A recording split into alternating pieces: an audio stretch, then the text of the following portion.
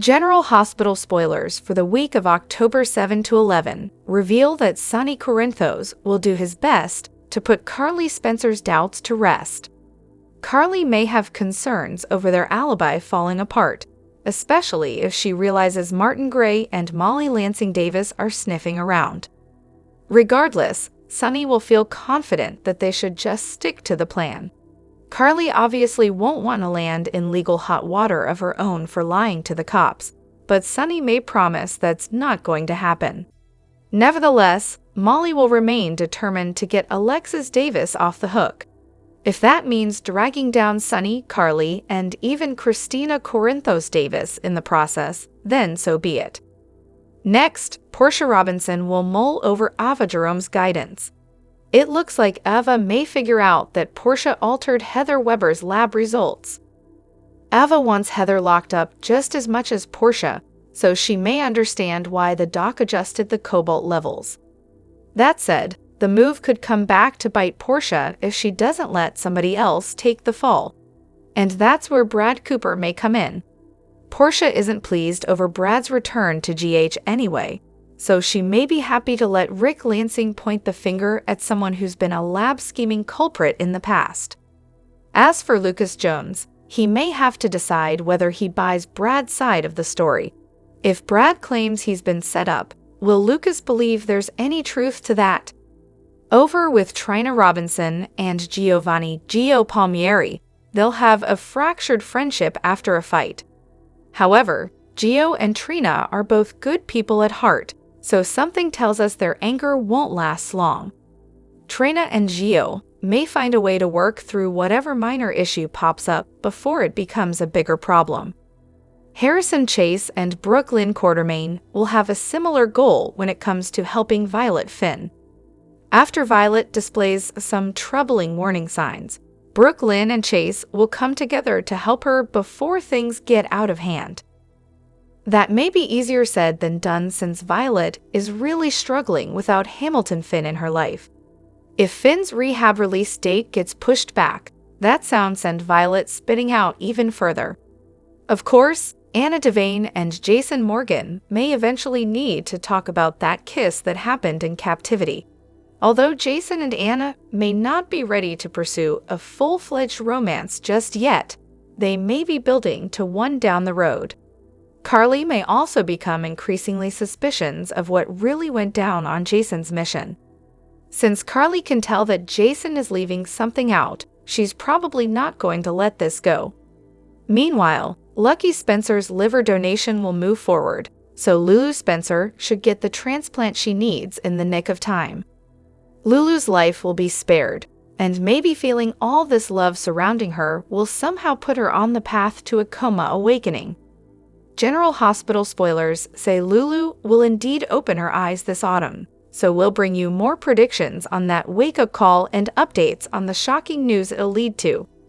Hello everyone, welcome back to my channel, Messy Syrup. It's me, Abby, here.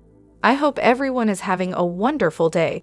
Keep watching, so let's dive into today's video. However, Nicholas Alexander Chaves left General Hospital after getting a starring role as Lyle Menendez in the Netflix series Monsters, the Lyle and Eric Menendez story. Would he consider returning someday?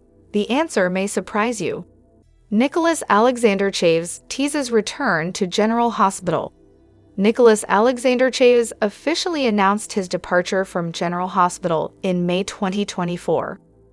He'd been playing Spencer Cassadine since 2021 and took a hiatus after landing the role in the Ryan Murphy series. He was initially expected to return, but decided not. The show had already planned for the actor's leave of absence with a storyline that saw Spencer fall overboard into the Seine River after a struggle with Esm, Avery Pole. Spencer's body was never found. He's presumed dead, but that is easily reversed on soap operas.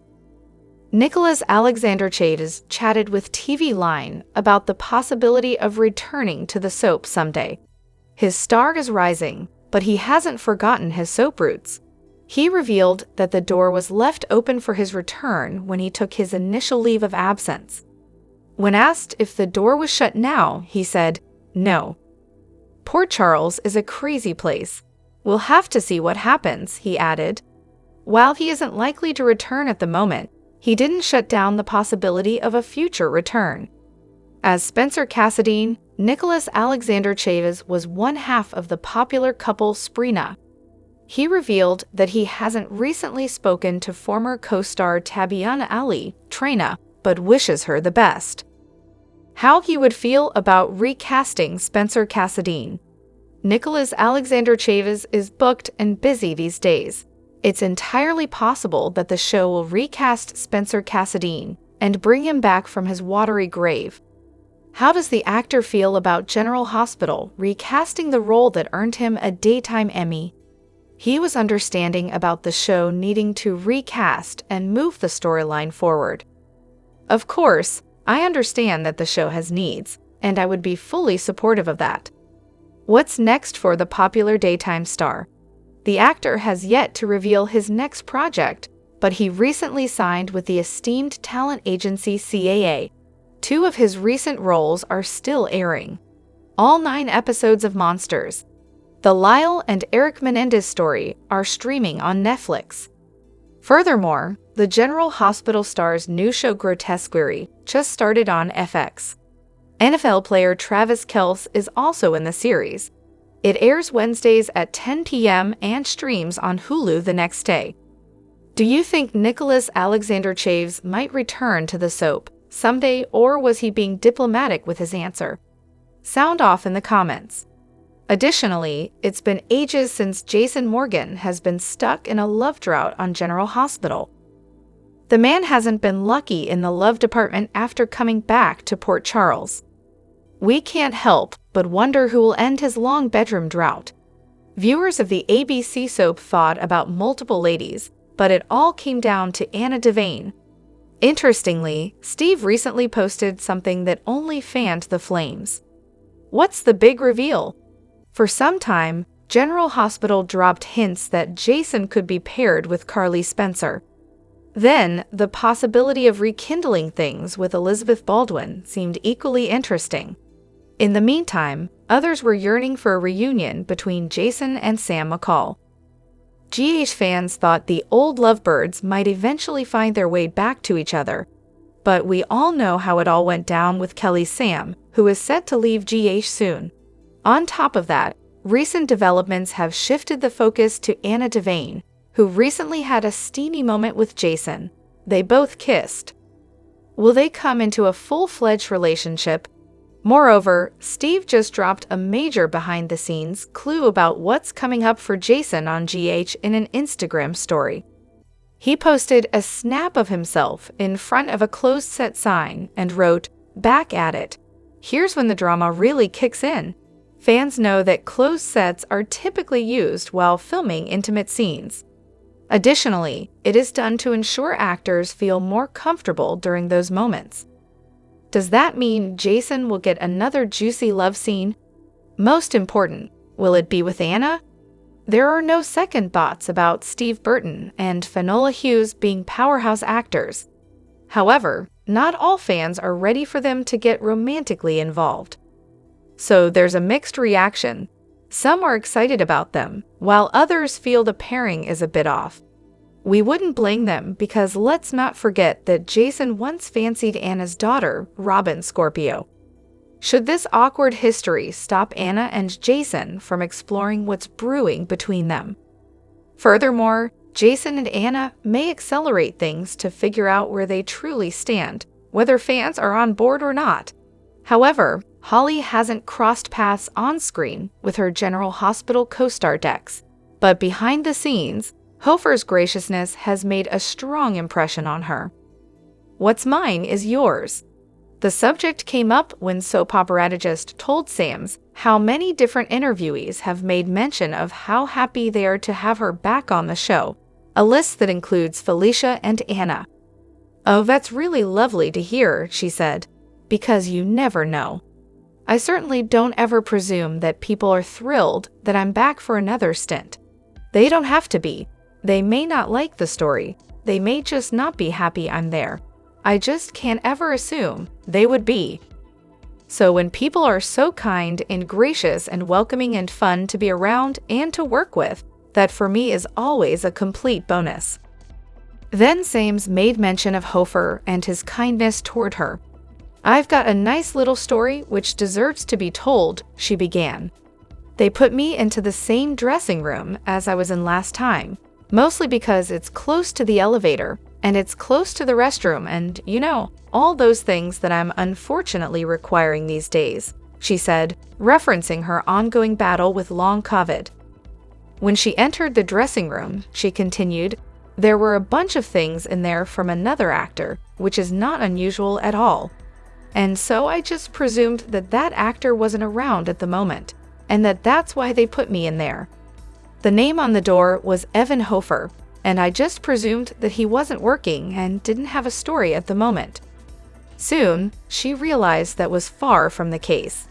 I was sitting in the makeup room, and a delightful young man comes up and says, "Oh, I just wanted to let you know that you're in my dressing room, which I'm delighted about." He says, "And if you would like some tea, there's a whole selection in the top drawer on the left." And I went, "Well, wait a minute. You're working at the moment. Why aren't you in your dressing room?" And he said, "Because Frank Valentini, executive producer, asked if it would be okay if you were in there whilst you were here." Sams continues, I said, "What? So you're in a different room. You're not in your dressing room because I'm in your dressing room." And he said, "Honestly, it's completely fine. It's my pleasure." I said, "You're so nice about it. I would be outraged if someone took my dressing room." He said, No, of course." I said, "You're so kind." He said, "Well, I'm from Kansas."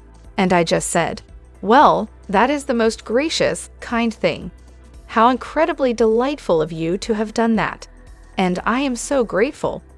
So every time I see him now, I'm completely filled and racked with guilt that he's, been asked to move out of his dressing room, and he's done it with such good grace.